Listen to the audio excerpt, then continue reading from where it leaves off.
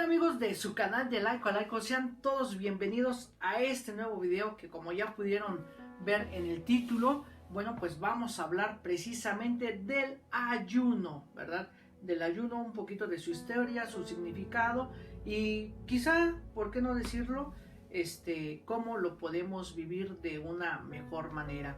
Y bueno, pues los invitamos a que se suscriban a su canal de Laico a Laico, que nos sigan en nuestra página de Facebook, que también lleva el nombre de Laico a Laico, donde bueno, pues subimos esta serie de materiales para entender, comprender pues nuestra fe, nuestros aspectos de vida cristiana, y que ojalá, bueno, pues les vayan ayudando, les sirvan, y también, ¿por qué no?, para que los tomen para sus catequesis, ¿verdad? Por eso compartimos este material con todos y cada uno de ustedes. Bueno, pues vámonos directamente con la primera acotación de este temita, que es la duración del ayuno, ¿verdad? Cómo empezó, cómo inició, ¿no? Todo este aspecto. Y bueno, pues esta duración del ayuno, bueno, pues es el ejemplo de Moisés y Elías y Cristo y de nuestro mismo Señor, de haber constituido una gran influencia al fijar el tiempo de 40 días. Aunque también es posible que se reflexionara en el hecho de que Cristo duró 40 horas en la tumba. Actualmente, siguiendo la tradición, la atención se pone más sobre los 40 años de Israel en el desierto y 40 días de ayuno de Jesucristo en el desierto al inicio de su vida pública.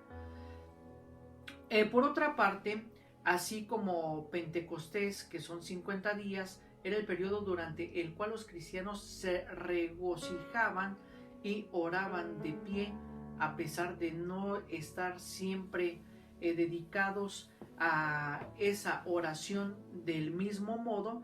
La cuadragésima, que es los 40 días, era originariamente un tiempo caracterizado por el ayuno, pero no significaba ello que los fieles debieran ayunar a todo lo largo del mismo, ¿sí?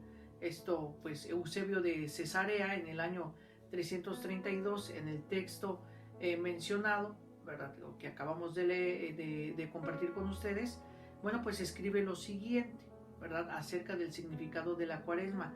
Su ayuno y las festividades post-pascuales después de Pascua, pues celebremos Pentecostés durante 7 semanas íntegras, de la misma manera que mantuvimos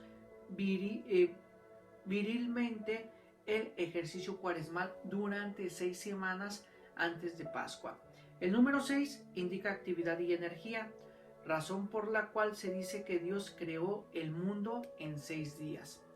A las fatigas soportadas durante la Cuaresma sucede justamente la segunda fiesta de 7 semanas, que multiplica por nosotros el descanso, del cual el número 7 es símbolo, ¿verdad?, y lo encontramos en el Nuevo Testamento. De todos modos, para muchas comunidades ese principio no era siempre bien entendido, y el resultado de ello era una diferencia en la práctica. En la Roma del siglo V, la Cuaresma duraba 6 semanas, pero según el historiador Sócrates, solo 3 de ellas se dedicaban al ayuno, y de ellas quedaban excluidos los sábados y domingos. Y si confiamos en la opinión de Duchesne, esas semanas no eran continuas, sino la primera, la cuarta y la quinta de la serie, por la relación de las ordenaciones.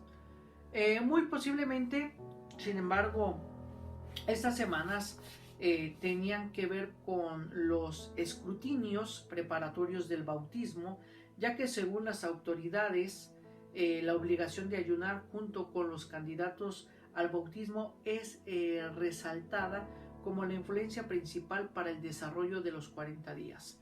Empero, en todo Oriente, con algunas excepciones, prevaleció el formato explicado por las cartas festales, ¿verdad?, de San Atanasio, y que cundió en Alejandría, a saber, las 6 semanas de la Cuaresma eran solo la preparación de un ayuno sumamente estricto que se observaba durante la Semana Santa. Acerca del sentido del ayuno cuaresmal, San Atanasio en una de estas cartas festales enseñaba lo siguiente: cuando Israel era encaminado hacia Jerusalén, primero se purificó y fue instruido en el desierto para que olvidara las costumbres de Egipto. Del mismo modo, es conveniente que durante la Santa Cuaresma que hemos emprendido, procuremos purificarnos y limpiarnos, de forma que perfeccionemos por esta experiencia y recordando el ayuno, podamos subir al cenáculo con el Señor para cenar con Él y participar en el gozo del cielo. De lo contrario, si no observamos la Cuaresma, no nos será lícito ni subir a Jerusalén ni a comer la Pascua. Esto queda confirmado por las constituciones apostólicas, ¿verdad? Y por supuesto por San Juan Crisóstomo, ¿sí? Donde señala que habiendo sentado ya sus reales, el número 40 condujo otras modificaciones. A algunos les pareció necesario que no solamente hubiera ayunos a lo largo de los 40 días, sino que fueran 40 días de ayuno. De este modo encontramos en Eteria, en su Peregrinatio, habla de que en Jerusalén se tenía una cuaresma de 8 semanas, de las que excluidos sábados y domingos nos daban 5 veces 8, por ejemplo, ¿no? 40 días de ayuno. En otras localidades, por otro lado, bueno, la gente se contentaba con un tiempo no mayor de 6 semanas, ayunando únicamente 5 días a la semana, como ocurría en Milán, a la usanza oriental, ¿verdad? Ambrosio decía, ¿verdad?, en tiempos de Gregorio Magno, 590 al 604, en Roma se utilizaban 6 semanas de 5 días cada uno, haciendo un total de 36 días de ayuno, las que San Gregorio, siguiendo después por muchos autores medievales, describe como el diezmo espiritual del año, ya que 36 días equivalen aproximadamente a la 10ª parte de los 365 días del año, y más tarde el deseo de cuadrar perfectamente los 40 días llevó a la práctica de comenzar la Cuaresma a partir de nuestro actual miércoles de ceniza, aunque la Iglesia de Milán hasta el día de hoy se adhiere al formato primitivo que aún se nota en el misal romano, cuando el celebrante durante la misa del primer domingo de Cuaresma habla de Sacrificium quadragesimus initil, ¿sí? El sacrificio del inicio de la Cuaresma. La versión actual española de la oración sobre las ofrendas para el domingo dice: el santo tiempo de la Cuaresma que estamos iniciando. Bueno, ¿cuál es la naturaleza del ayuno, verdad?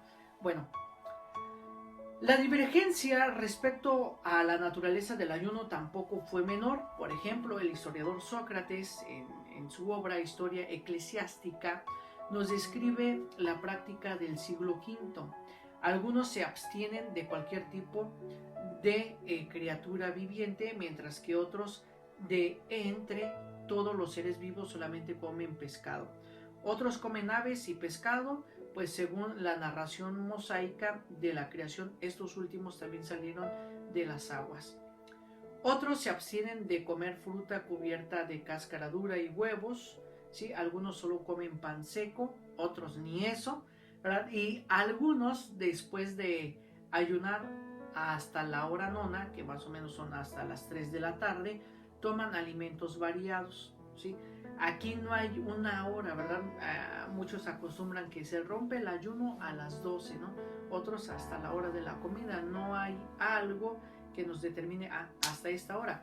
¿Por qué se hacía la hora nona a las 3 de la tarde? Bueno, porque en conmemoración precisamente de la muerte de nuestro Señor, ¿no? En la hora nona, a las 3 de la tarde aproximadamente.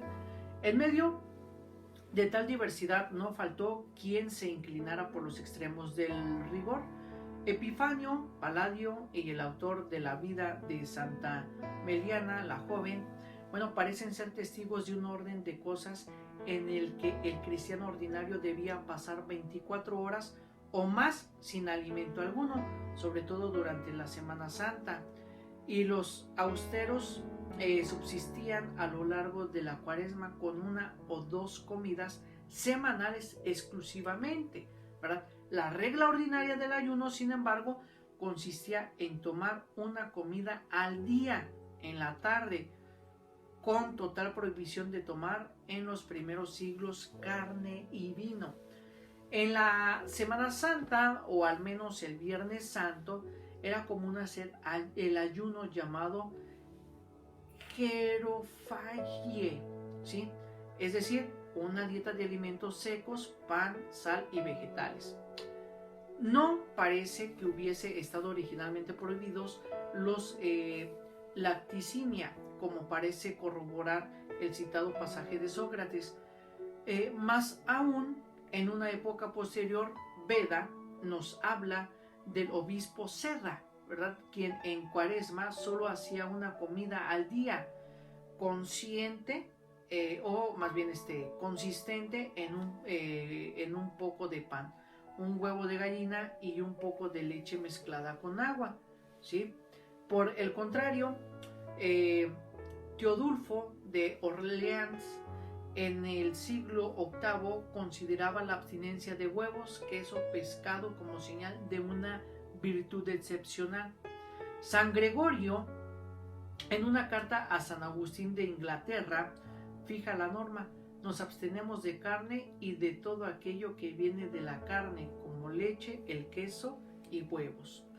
Esta decisión quedó después incorporada al Corpus Juris, ¿verdad?, o al cuerpo jurídico, y se considera ya como ley general en la Iglesia, pero fueron aceptadas ciertas excepciones y con frecuencia se concedían dispensas para consumir estos productos, ¿verdad?, a lo que pertenecen lacticinia,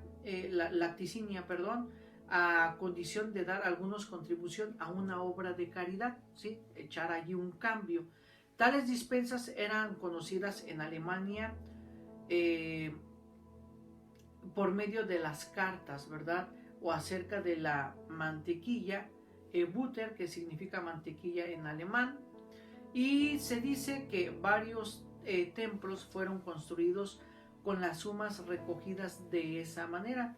Una de las torres de la catedral de Rouen era conocida por esa razón como la torre de la mantequilla, ¿verdad?, ya que consumían ese producto. Y bueno, pues esa prohibición de comer huevos y leche en Cuaresma se ha perpetuado en la costumbre popular de bendecir o regalar huevos de Pascua y en la costumbre inglesa de comer pastelillos el martes de carnaval, ¿verdad?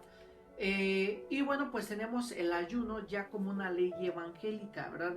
En el Catecismo de la Iglesia Católica nos dice, en el número 1969, que la ley nueva practica los actos de la religión, la limosna, la oración y el ayuno, ordenándolos al Padre, que ve en lo secreto por oposición al deseo de ser visto por los hombres. Su oración es el Padre Nuestro. De aquí entonces que el ayuno se torna como una forma de penitencia, ¿sí?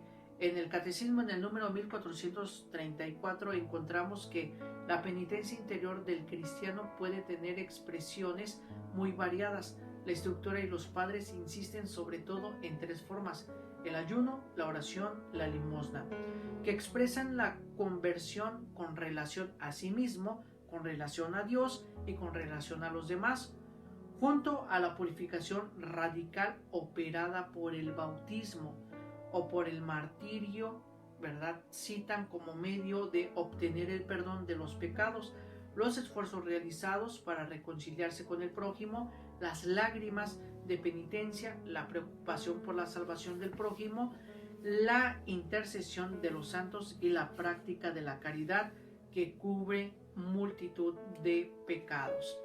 Por ello, los tiempos y los días de penitencia a lo largo del año litúrgico, en el tiempo de Cuaresma, cada viernes en memoria de la muerte del Señor, son momentos fuertes de la práctica penitencial de la iglesia, ¿sí?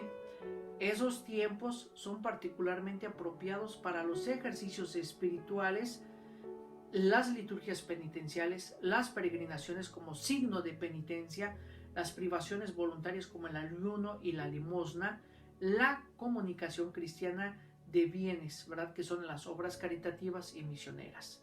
Sí, el cuarto mandamiento dice abstenerse de comer carne y ayunar en los días establecidos por la iglesia.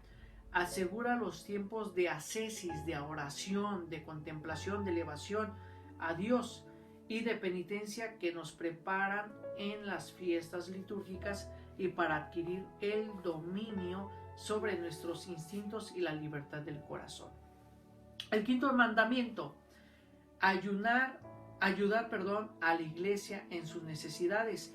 Enuncia que los fieles están obligados a ayudar cada uno según su posibilidad a las necesidades materiales de la iglesia. En el canon 222 encontramos esto. Por ello el ayuno es como una preparación para recibir la comunión. Ya en el catecismo, en el numeral 1387, nos señala que para prepararse convenientemente a recibir este sacramento, los fieles deben observar el ayuno prescrito por la iglesia en el canon 919 del derecho canónico. Por la actitud corporal, ¿verdad? De gestos, vestido, se manifiesta el respeto, la solemnidad, el gozo de ese momento en que Cristo se hace nuestro huésped. Por eso hay una obligación de guardar ayuno y abstinencia, los días de penitencia. Desde el tiempo inmemorial es práctica en la iglesia observar unos días de penitencia. No es objetivo de este artículo comentar la historia de la penitencia en la iglesia, sino de explicar la disciplina vigente. La iglesia quiere ser fiel al mandato del Señor que indicó: vendrán días en que les será arrebatado el esposo y entonces ayunarán. Por eso ha establecido tiempos y días de penitencia que incluyen el ayuno y la abstinencia, obligatorios para toda la iglesia del rito latino. Este es el sentido del canon 1429. ¿Sí? En el canon 1249 nos dice: todos los fieles, cada uno a su modo, están obligados por la ley divina a hacer penitencia. Sin embargo, para que todos se unan en alguna práctica común de penitencia, se han fijado unos días penitenciales en los que se adquieren y se dediquen los fieles de manera especial a la oración, realicen obras de piedad y de caridad y se nieguen a sí mismos, cumpliendo con mayor fidelidad sus propias obligaciones y sobre todo observando el ayuno y la abstinencia en tenor de los cánones que siguen. Se puede realizar la norma, ¿verdad? La norma del ayuno y la abstinencia desde un punto de vista jurídico canónico. No se pretende entrar en las cuestiones morales que surgen, ni menos aún en la resolución de los múltiples casos en que puedan encontrar los fieles católicos su vida ordinaria a la hora de guardar el ayuno y la abstinencia, porque sería imposible agotar todas y cada una de las posibilidades y situaciones, ¿no?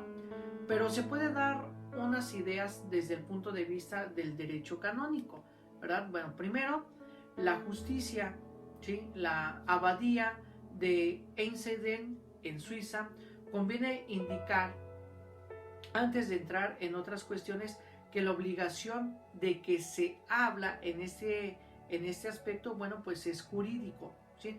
Los fieles están obligados desde el momento en que queda recogida en el Código del Derecho Canónico por la fuerza de la norma. Vale, por tanto, esta consideración para hacer ver, si bien muchas veces el cumplimiento de la norma no supone sacrificio o penitencia, no por ello los fieles pueden ingerir estos alimentos. El fiel al que no le cueste sacrificio abstenerse de carne, sigue teniendo la obligación de abstenerse, y entonces el valor de su acción será la de obediencia a la norma de la iglesia. No supone sacrificio la abstinencia de carne pero tiene el mérito y el valor ejemplar de la obediencia a la ley y a la iglesia. La iglesia establece unos tiempos de penitencia que incluye el ayuno y la abstinencia, pero se debe tener en cuenta que los fieles están obligados cada uno a su modo. Las prácticas que se establecen no dispensan de la obligación moral de hacer penitencia, la cual es personal y no se debería limitar a las pocas prácticas comunes de todos los católicos. Estas son las prácticas de penitencia que indica el derecho canónico. En el canon 1251 dice: todos los viernes, a no ser que coincidan con una solemnidad, debe guardarse abstinencia de carne o de otro alimento que haya determinado la conferencia episcopal. Ayuno y abstinencia se guardan miércoles de ceniza, Viernes Santo. En el canon 1252 dice: la ley de la abstinencia obliga a los que han cumplido 14 años.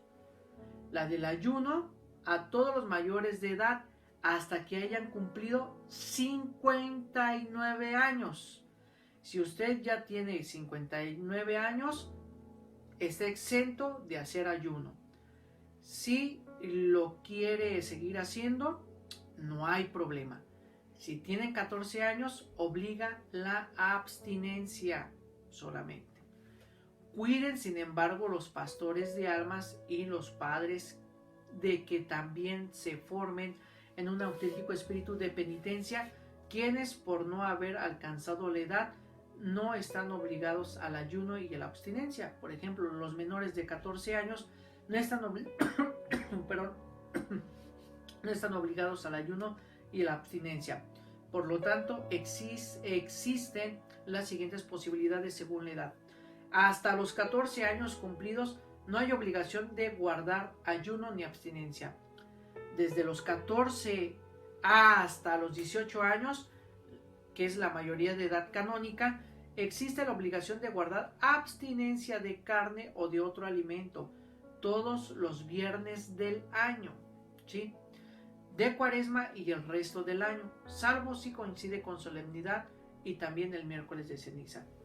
Desde los 18 años hasta los 59 años cumplidos, existe la obligación de abstenerse de tomar carne u otro alimento los días indicados anteriormente, y también la de ayunar el miércoles de ceniza y el viernes santo. Desde los 59 años de edad hacia adelante desaparece la obligación de ayunar, pero subsiste la obligación de abstenerse de carne u otro alimento, ¿verdad? Ahí para que lo tengamos en cuenta. No hay obligación de guardar abstinencia los días que coinciden con la solemnidad. La solemnidad es un grado de las celebraciones litúrgicas en el calendario universal de la Iglesia del rito latino. Suele haber dos solemnidades que caen en Cuaresma: San José, 19 de marzo, y la Anunciación del Señor, que es el 25 de marzo. Si estas dos celebraciones, San José y la de la Anunciación del Señor, se cae en viernes, bueno, no hay obligación de la abstinencia, ¿sale? No hay obligación de la abstinencia si cae en viernes, ¿sí? Si un año uno de estos dos días cae en viernes, bueno, ya más específico, ese día no hay obligación de guardar la abstinencia de comer carne u otro alimento indicado por la conferencia episcopal, ¿sí? Puede haber otros días incluidos en los calendarios particulares que sean solemnidad, como las fiestas locales muy importantes. Se puede consultar el calendario litúrgico que suele editar las conferencias episcopales, el grado litúrgico de una celebración. Si una persona particular tiene duda del grado litúrgico de una celebración local, se recomienda que se dirija a su parroquia. Para comprobar el modo de vivir esta práctica se recoge el decreto de la Conferencia Episcopal Española del 21 de noviembre de 1986, donde dice: a tenor al canon 1250, son días penitenciales todos los viernes del año, a no ser que coincidan con una solemnidad, y todo el tiempo de Cuaresma de acuerdo a lo siguiente. Primero, durante la Cuaresma, en la que el pueblo cristiano se prepara para celebrar la Pascua y renovar su propia participación en este misterio, se recomienda vivamente a todos los fieles cultivar el espíritu penitencial, no solo interna e individualmente, sino también externa y socialmente, que puede expresarse en la mayor austeridad de vida, en las diversas prácticas que luego se indican a propósito de los viernes del año, en iniciativas de caridad y ayuda a los más necesitados, emprendidas como comunidad cristiana a través de las parroquias, de Cáritas o de otras instituciones similares. Número 2. El miércoles de ceniza, comienzo de la Cuaresma, y el Viernes Santo, memoria de la pasión y muerte de nuestro Señor Jesucristo, son días de ayuno y abstinencia. Los otros viernes de Cuaresma son también días de abstinencia, que consiste en no tomar carne según la antigua práctica del pueblo cristiano. Es además aconsejable y merecedor de alabanza que, para manifestar el espíritu de penitencia propio de la Cuaresma, se priven los fieles de gastos superfluos, tales como manjares o bebidas costosas, espectáculos y diversiones, ¿verdad? Conmemorando, pues bueno, que es el Viernes Santo, ¿no? Número 3. En los restantes viernes del año, la abstinencia puede ser sustituida, según la libre voluntad de los fieles, por cualquiera de las siguientes prácticas recomendadas por la Iglesia. Primero, lectura de la Sagrada Escritura. Limosna en la cuantía que cada uno estime en su conciencia. Otras obras de caridad: visita a los enfermos o atribulados. Obras de piedad: participación de la Santa Misa, rezo del Rosario, etc. Y mortificaciones corporales, ¿verdad? Se destaca que los viernes del año, fuera de Cuaresma, la Conferencia Episcopal Española autoriza que la abstinencia sea sustituida por otra práctica piadosa, a tenor del artículo 3. Los viernes de Cuaresma, sin embargo, se debe guardar la abstinencia de carne, sin posibilidad de sustituida por otra práctica. Normas similares se han dado por otras conferencias episcopales. Otro aspecto a tratar es sobre la dispensa o conmutación, ¿verdad? Esto lo encontramos en el canon 1245, donde señala lo siguiente: quedando a salvo el derecho de los obispos diocesanos contenido en el canon 87, con su causa justa y según las prescripciones del obispo diocesano, el párroco puede conceder en casos particulares dispensa de la obligación de guardar un día de fiesta o de penitencia, o conmutarla por otras obras de caridad, y lo mismo puede hacer el superior de un instituto religioso o de una sociedad de vida consagrada, si son clericales de derecho pontificio, respecto a sus propios súbditos y otros que viven día y noche en la casa. Por lo tanto, pueden dispensar tanto el obispo diocesano para sus súbditos, así lo indica el canon 87, al que se remite el canon 1245, como el párroco. En este caso, sin embargo, se debe matizar que solo puede dispensar en casos particulares, no puede conceder una dispensa general. Por lo tanto, también puede dispensar el superior de un instituto religioso o de una sociedad de vida apostólica clerical de derecho pontificio de las personas indicadas en el canon. En todos los casos se debe tener en cuenta el canon 90, donde debe hacer una justa causa para conceder la dispensa. Para que sirva de orientación sobre el modo de hacer ayuno, se indica aquí la norma dada por la Conferencia Episcopal Española en cuanto al ayuno, que ha de guardarse el miércoles de ceniza y el Viernes Santo, que consiste en no hacer sino una sola comida al día, pero no se prohíbe tomar algo de alimento en la mañana y en la noche. He guardado las legítimas costumbres respecto a la cantidad y calidad de alimentos. Aquí el ayuno consiste puede uno comer pan y café en la mañana, pan y café en la noche, pero solamente una comida abundante en el día, solamente una, ¿sí? Otras conferencias episcopales han dado normas semejantes que se adecuan a los horarios habituales de tomar alimentos de cada país. Y bueno, pues prácticamente cada conferencia del episcopado en cada una de las zonas pues tiene sus reglas, tiene sus normas que nosotros como fieles que integramos esa iglesia particular, bueno, pues nos tenemos que acatar. Y hasta aquí con este video, estimados amigos, con esta emisión del día de hoy, esperando que pues les sea de su utilidad para entender estas prácticas litúrgicas, estas prácticas que nosotros tenemos pues dentro de nuestra fe católica.